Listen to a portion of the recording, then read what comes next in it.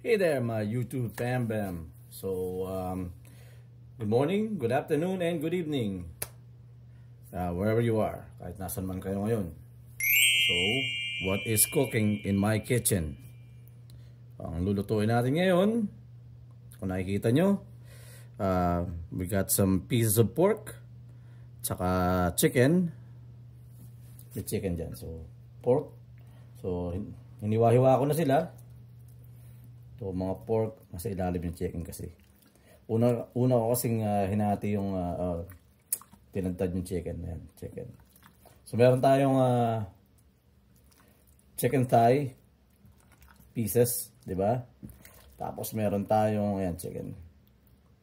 Tapos, meron tayong chops. So, pork chops lang yan na hinati-hati ko ng maliliit, di ba? So, gagawin natin ngayon, lulutuin natin ay apritada.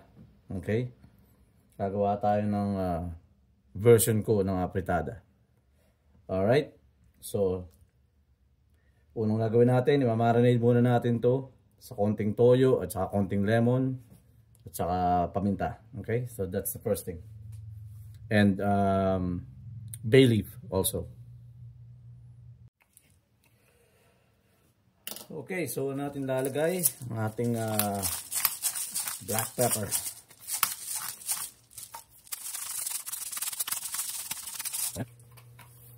Tapos, lalagay tayo ng lemon. So, itong lemon na to, hindi to fake. Totoong lemon yan na in-squeeze ko. Ako nag-squeeze niyan. So, hindi siya, wala siyang artificial flavoring. Purong lemon yan. Pero konti lang. Masyadong dadumihan. Alright, that's good. Tapos, konting toyo. That's good. That's perfect. Ngayon, haluin lang natin siya.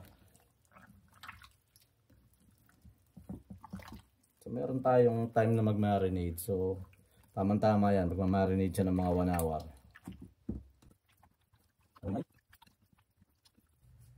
So, lagyan natin siya ng bay leaves.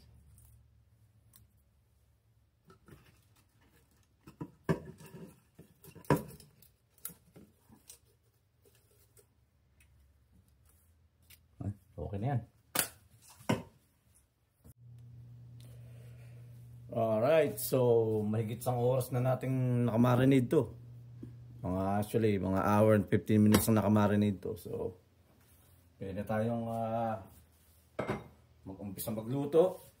So, ngayon meron tayong, as usual, siyempre, hindi mawawala ang ating garlic, onions, tomatoes, at meron tayong bell pepper dito na 2 kulay, orange at saka dilaw, di ba? So, bakit orange at saka dilaw? Bakit walang green? Kasi yun lang meron tayo eh. Wala tayong green. Okay, so yun ang gagamitin natin. Alright. Ngayon, mainit na ang ating kawali.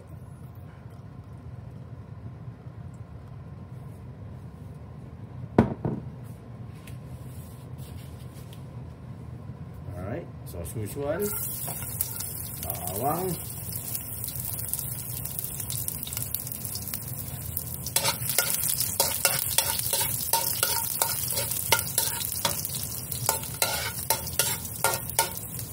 sibuyas,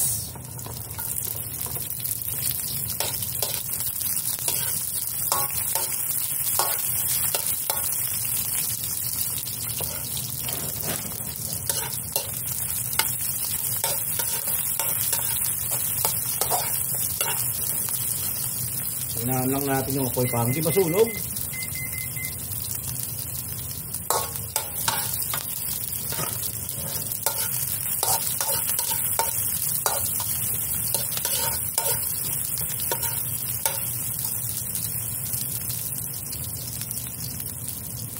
Okay, ngayon pwede natin lagay ang kamatis.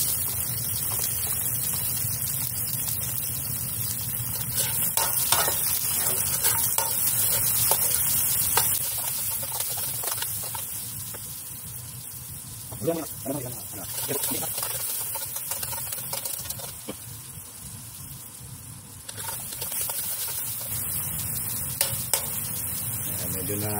ano yung kamatis, naluluto na. Half cook na yan. So dadump na lang natin tong ating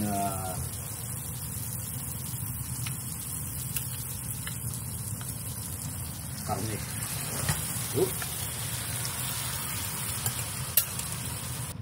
At this point, balakas natin yung apoy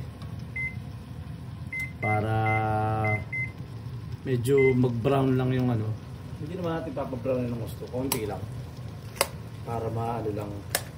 Sabi nga para masangkot siya lang yung laman, yung karne, di ba? Ito, halo lang natin yung konti.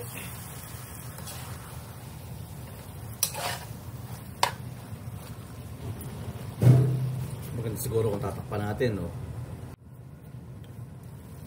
Okay, so ngayon maglalagay lang tayo ng konting patis, ano? Alright.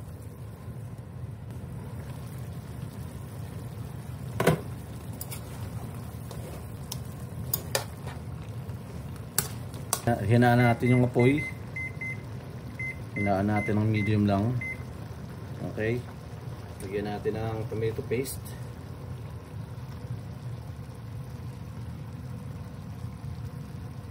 Wala tayong lalagay na tomato sauce. Kamatis, fresh kamatis, tsaka tomato paste.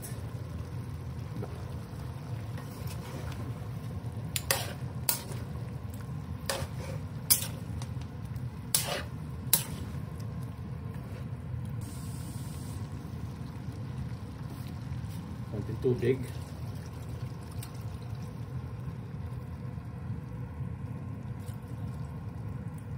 Medium lang apoy natin, okay na yan. Balikan natin. Alright, so ngayon itong ating idadagdag mamaya itong patatas at saka carrots. Lalagay natin sa air fryer para maprito. Alright, so kumukulo na to ng mga siguro about 45 minutes. 45 minutes, so nakikita nyo nagmamantika na sa gilid. So lalagyan na natin ng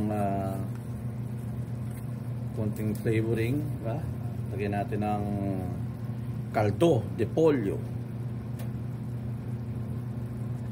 chicken bouillon. Lagyan natin ng konti lang para may konting linamnam lang. So that's about siguro equivalent ng isang bulyon na cube, di ba? Gawin natin. And in the meantime, naluluto na rin yung ating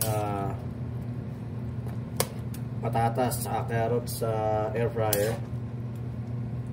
Okay. So konting reduction pa ng sabaw. And tapos dadagdag na lang natin yung patatas sa carrots saka yung bell peppers bago natin siya patayin yung apoy, diba? So ilang minuto pa nakulo. And we'll be right back. Alright, dagdag na natin ang ating patatas at carrots.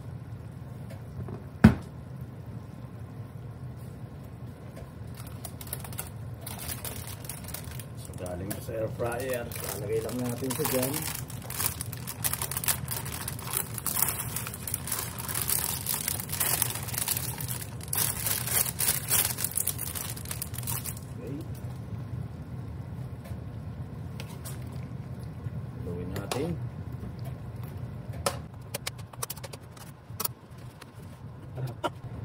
Lalagyan na rin natin itong ating bell pepper, no?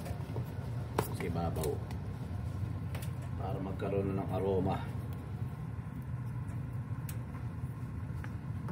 So hindi man siya ma-overcook dahil nasa low heat lang naman yung ating alan.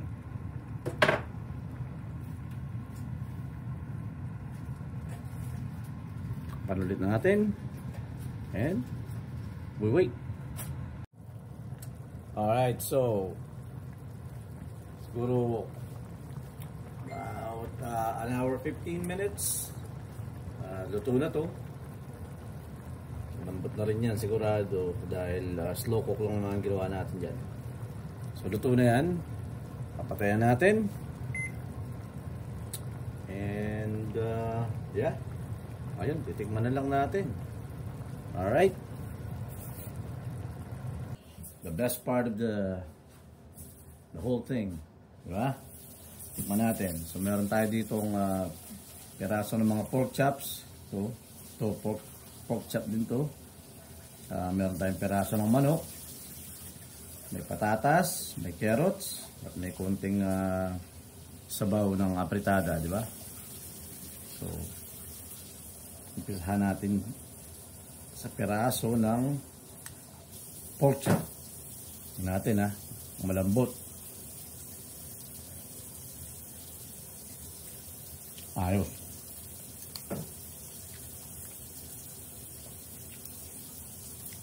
Ngayon, tikman natin ng may kanin.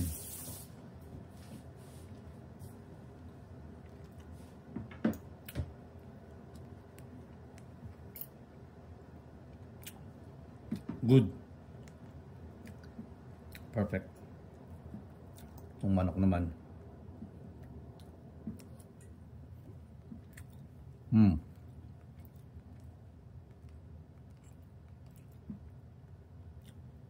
Malambot pero hindi siya nadudurog dahil sa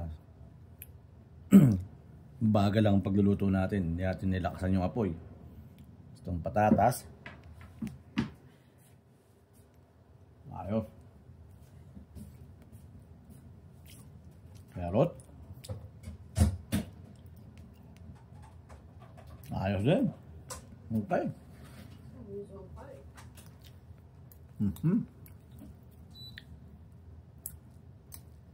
Ngayon, pagsamahin natin ng pork tsaka ang ating kanin.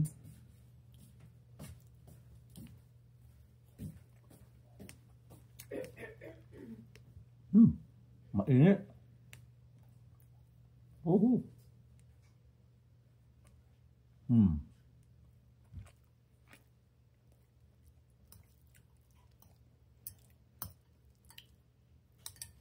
Pero masarap siguro to, may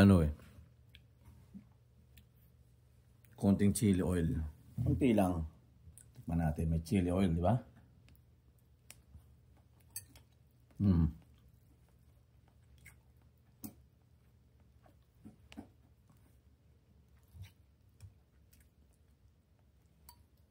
Wow.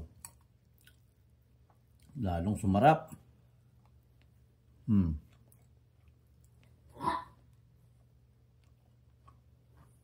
Ba, ayos. Ngayon, testing natin tong buto, yung pork chop, no? Tingnan natin gaano. Yan, no?